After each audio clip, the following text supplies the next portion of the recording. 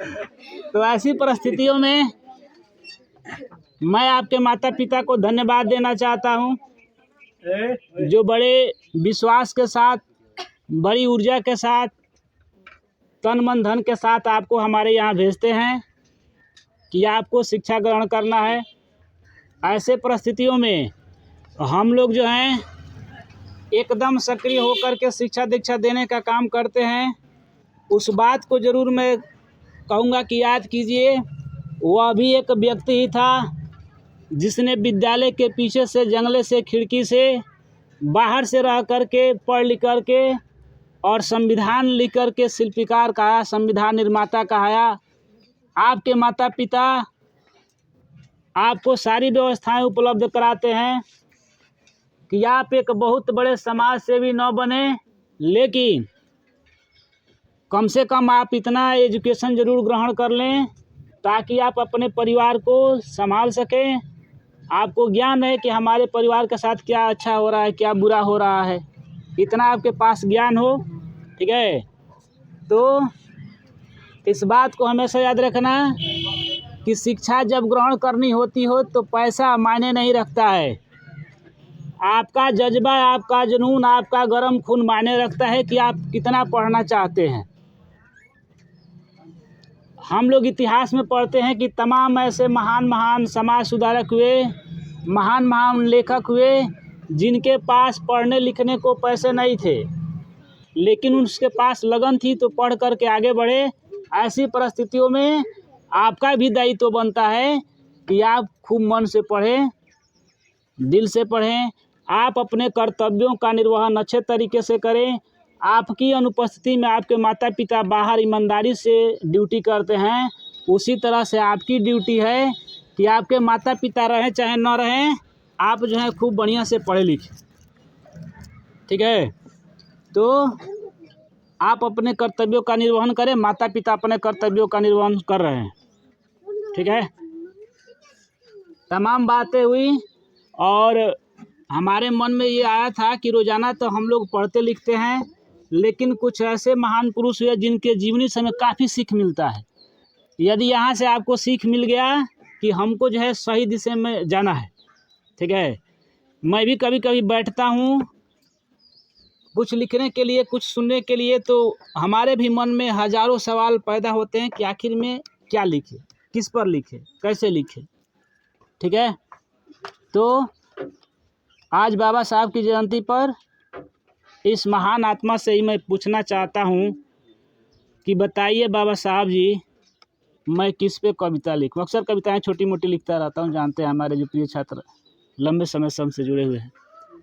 बताइए बाबा साहब जी, मैं किस पे कविता लिखूँ? अपने देश के संविधान पे लिखूँ या देश के अभिमान पर लिखूँ, गरीबों की कंगाली पर लिखूँ या पूंजीपतियों की खुशहाली पर लिखूँ या धरती माँ की हरियाली पर लिखूँ? अपने अंतरात्मा को मैं किस तरह सींचूं? बताइए बाबा साहब जी, मैं किस पे कविता लिखूं, मैं किस पे कविता लिखूं? किसी नेता के स्वाभिमान पर लिखूं या शहीदों के बलिदान पर लिखूं? किसी नेता के स्वाभिमान पर लिखूं या शहीदों के बलिदान पर लिखूं या मूर्खों के अपमान पर लिखूं? एक अबला के साथ हो रहे अत्याचार पर लिखूं या लड़कियों के साथ हो रहे दुर्व्यवहार पर लिखूं या समाज में फैले हुए भ्रष्टाचार पर लिखूं? किसी के सम्मान के लिए कितना मैं चीखूं? बताइए दिलीप सर जी, मैं किस पे कविता लिखूं, मैं किस पे कविता लिखूं? एक माँ की ममता पर लिखूं या पिता की विषमता पर लिखूं? एक माँ की ममता पर लिखूं या पिता की विषमता पर लिखूं या एक गुरु की क्षमता पर लिखूं? प्राकृत की सुंदरता सारा पर लिखूं? कलकल करती नदी की धारा पर लिखूं? उगते सूरज चांद सितारा पर लिखूं? आज आपकी जयंती पर आपसे क्या सीखूं? बताइए सुमित सर जी, मैं किस पे कविता लिखूं, मैं किस पे कविता लिखूं?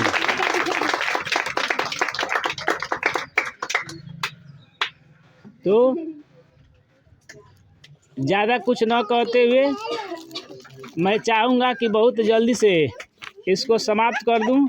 और एक सामाजिक बात, मैं आजकल जो है लोग भगवान को बड़ा ढूंढ रहे हैं मंदिर मस्जिद में, और कोई जो है नास्तिकतावादी विचारधाराओं को ढूंढ रहा है, कोई जो है नास्तिक है, कोई आस्तिक है, कोई अल्लाह ईश्वर भगवान को मानता है, कोई नहीं मानता है।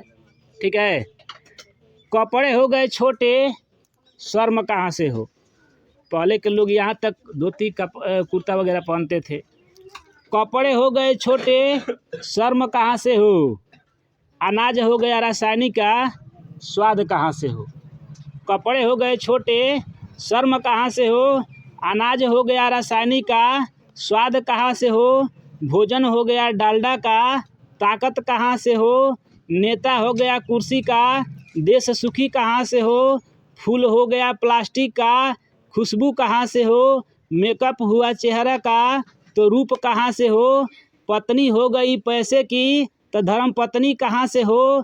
प्रोग्राम हो गया चैनल का, तो संस्कार कहाँ से हो। पानी हो गया केमिकल्स का, तो गंगा जल कहाँ से हो। संत हुए स्वार्थ में, तो सत्संग कहाँ से हो। अभक्त हुए स्वार्थ में, तो भगवान कहाँ से हो। भगवान कहाँ से हो।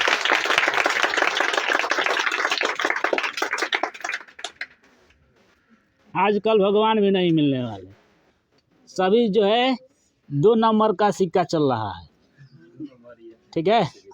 तो विशेष बातें न कहते हुए, आपकी फीलिंग्स को समझते हुए, आज बाबा साहब डॉक्टर भीमराव अम्बेडकर की जयंती पर मैं अपने कोचिंग संस्थान स्वर्गीय राजा राम राजभर विद्या अध्ययन केंद्र के तरफ से यहाँ पर उपस्थित सभी छात्र छात्राओं को, आपके माता पिता को और समाज के सभी जाति वर्ग के लोगों को बाबा साहब की जयंती पर शत शत प्रणाम करता हूँ। बाबा साहब को नमन करता हूँ। ऐसे महान विचारक की कुछ प्रेरणादायी बातों को मैं अपने जीवन में आत्मसात करता हूँ कि मैं भी अग्रसर शिक्षा के पथ पर अपनी इस पूरी टीम के साथ लगा रहूँगा और हर पल हर संभव प्रयास करूँगा कि आपको हम लोग बेहतर शिक्षा दे पाएँ। उस शिक्षा में कहीं से कोई बाधा आती है तो निश्चित तौर से उस बाधा को मैं अपने टीम के साथ मिल कर के उस समस्याओं को हल करने का प्रयास करूँगा। पुनः आप सभी को बाबा साहब डॉक्टर भीमराव अम्बेडकर की इस पावन जयंती पर हार्दिक स्वागत, अभिनंदन एवं वंदन करता हूँ। जय हिंद, जय भारत।